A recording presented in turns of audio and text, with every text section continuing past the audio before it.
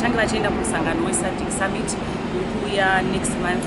So tikuda kuadvise mamembers epublic kuti kana muchida transport yenyu yekumuvha from one place to another, munongouya mokwira mabhazi edu ekuZUPCO. Mabhazi akawanda akabrandwa nemaathletes aya akanzwirwa for summit to show support to the president kuti takamira nemi pamusangano uyu kuya we 44th SADC Summit. Thank you.